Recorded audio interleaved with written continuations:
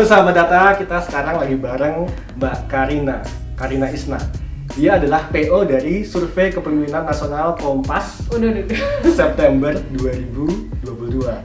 Oke Mbak, gimana? Kesan lagi. Kesannya menjadi PO untuk pertama kali? Belum mulai disuruh pesan. Oh iya, maksudnya kan gimana rasanya jadi PO? Iya, ini first time banget nih aku jadi PO karena sebelumnya kan jadi korwil gitu ya, atau nggak bantuin di tim inti. Terus sekarang first time banget jadi PO. Kesannya belajar banyak sih pasti. I learn a lot. Apalagi kan ini pelaksanaannya juga sangat detail ya. Banyak hal yang harus kita siapkan dengan waktu juga yang tidak terlalu panjang. Mungkin bisa ceritain tuh gimana persiapannya dari awal mulanya terus sampai gimana pelaksanaannya, mungkin bisa ceritakan. Aduh, itu panjang banget sih. Ya nggak banget sih. Jadi pertama nggak usah panjang-panjang gitu kan. Jadi kita tuh pasti pertama kan rekrutmen dari internal dulu ya. Jadi teman-teman kalau buat pelaksanaan itu ada beberapa koordinator. Jadi mulai dari tim inti dulu yang terbentuk, baru setelah itu tuh ada namanya korwil. Terus dari korwil kita cari korlap, dan untuk sekarang kita nggak ada korda. Nah dari korlap itu baru nih kita cari interview. Korwil itu apa? Ada jelasin nggak? Korwil itu apa? Kalau korwil itu biasanya dari internal kita sih. Jadi teman-teman di peneliti Litbang Kompas yang membawahi. Jadi dia itu tuh yang pegang beberapa wilayah nih. Kalau berarti korwil itu koordinator wilayah. Betul. Bisa pegang satu pulau. Jadi satu orang tuh misalnya satu Sulawesi dipegang sama satu orang, terus Jawa Barat satu orang, 2 orang.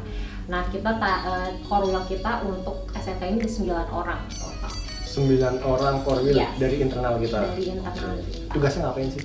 Tugasnya yang pertama pasti menjalin komunikasi baik ya, menjalin komunikasi dan koordinasi dengan interviewer dan korlap. Jadi ibaratnya kalau korwil itu tuh kalau bisa dibilang tulang punggung tuh ya tulang punggungnya survei kita sekarang, karena semua kontrol terus quality interviewer, tenaga lapangan itu semua dipegang oleh korwil, mulai dari rekrutmennya sampai nanti penilaiannya di akhirnya itu dipegang oleh korwil. Oke, terus prosesnya gimana sih dari awal persiapan sampai ke pelaksanaan? Tadi kan udah dijelasin kalau ada korwil gitu kan. Korwil itu nanti dikirim disebar ke seluruh Indonesia. Yes. Lalu interviewernya tadi bertugas untuk mewawancara para responden. Ya, betul. Nah di atasnya interviewer itu tuh ada korlap. Jadi tujuannya supaya kinerja interviewer itu tuh terpetakan dengan baik dan kontrolnya juga cukup ketat gitu ya. Makanya kita tuh ada korlapnya nih. Jadi satu korlap itu biasanya bisa pegang either 5 atau enggak 6 interviewer, tapi itu masih tergantung wilayah nih Mas. Kalau untuk di luar Jawa kan jaraknya jauh-jauh nih antar interviewer. Nah, itu bisa satu korlap pegang 3 interviewer itu bisa. Cuman untuk excuse di Jawa karena jaraknya juga dekat dan interviewernya juga banyak, jadi bisa pegang 5 sampai 6 interviewer satu korlap. Oke. Itu kemarin ada berapa titik ya sampelnya? Lalu itu sampelnya itu tuh pokoknya total kan ada 1.200 responden di sekitar lebih dari 300 titik. 300 titik ya? Yep. Oke, itu tadi sekitar ya. Terus semua menggunakan sistem atau bagaimana? Ya betul, kita tuh memang sejak pandemi sih ya. Pandemi itu membuat sistem kita tuh memang lebih baik, karena yang awalnya mungkin dulu kita tuh surveinya pakai kertas gitu ya, maksudnya kayak benar-benar konvensional, tapi memang udah 2 tahunan ini semua full menggunakan sistem secara digital, mulai dari kita persiapannya, isi dokumen interviewer, terus semua tenaga lapangan, bahkan ke internal teman-teman peneliti Litbangnya itu semuanya pakai sistem. Udah canggih banget. Udah canggih, iya betul. Berapa orang yang pegang sistem? Yang pegang sistem intinya ya, intinya sih ada 3 orang kalau yang inti. 3 orang inti. Tantangannya apa sih kalau selama mengerjakan SKN kemarin? Jadi nih Mas Indra, kita tuh ada perbedaan nih buat SKN sekarang sama yang kemarin-kemarin ya. Jadi kalau yang kemarin-kemarin itu tuh ibaratnya kan karena pandemi kita tuh dibantu sama pihak ketiga untuk cari interviewer, untuk cari tenaga lapangannya. Tapi untuk SKN sekarang banget, kita tuh ibaratnya membangun lagi jaringan gitu. Jadi kita memang membangun lagi mulai dari cari interviewernya, cari korlapnya, dan itu tuh benar-benar pakai jaringan Kompas. Oh, seperti dulu lagi ya, balik lagi ya. Iya, betul. Terus kayak mayoritas kan mahasiswa ya. Jadi setidaknya penguasaan informasi dan cara mereka bertanya juga relatif oke lah gitu. Jadi tantangannya adalah membangun lagi si jaringan itu, yang jaringan mungkin 2 tahun ini ya selama pandemi timbul tenggelam gitu ya. Sekarang benar-benar dibangun lagi karena persiapannya kan untuk 2024 ya.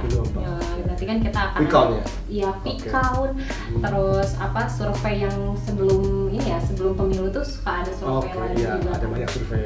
Betul, ada banyak sekali surveinya. Jadi memang di-maintain tenaga-tenaga yang dibangun sekarang tuh orientasinya udah langsung buat 2024 gitu. Kalau kata pimpinan kita sih ibaratnya untuk meminimalisir gangguan gitu. Jadi memang di building dari sekarang gitu. Kalau soal pertanyaannya apa aja sih yang ditanyakan ke responden? Kan kemarin kalau aku lihat di lapangan itu lumayan daftarnya panjang ya itu kan. Iya, betul. Nah, pertanyaannya apa aja sih yang ditanyain ke responden itu? Oke, sebenarnya tuh pertanyaan di SKN itu rutin ya Mas ya. Jadi memang pertanyaannya tuh di tracking nih dari SKN sebelumnya. Cuman pertanyaan-pertanyaan yang paling ditunggu-tunggu gitu ya, yang banyak banget ditunggu baik sama media atau sama publik, itu pertama pasti soal calon presiden nih, elektabilitas parpol. Terus ada juga yang paling ditunggu juga, nggak yang paling ditunggu sih, salah satunya tuh isu-isu yang terkini. Dan ini pertanyaannya selalu ditanyakan setiap periode survei ya? Betul. Berarti nanti setiap 3 bulan sekali akan ada survei kepemimpinan nasional, dan itu hasilnya bisa dilihat bagaimana perkembangannya dari setiap per triwulan itu. Yes. Betul? Jadi bisa di tracking nih. Misalnya yang paling banyak dicari kan misalnya elektabilitas partai politik atau elektabilitas calon presiden. Nah, itu tuh bisa di tracking juga tuh. Misalnya calon-calon siapa aja nih yang kira-kira prospektif gitu ya. Itu sama survei kita bisa di tracking apakah dia naik atau turun. Dan gak cuma itu, presiden kita sekarang juga kita bisa lihat tuh gimana sih citranya, terus persepsi publik terhadap kinerja Presiden Jokowi Ma'ruf itu juga bisa dilihat. Nanti untuk hasilnya simak terus di Harian Kompas, dan itu akan terus ada sampai nanti di tahun 2024. Betul. Ya. Terus lihat survei kepemimpinan Kompas. Ya.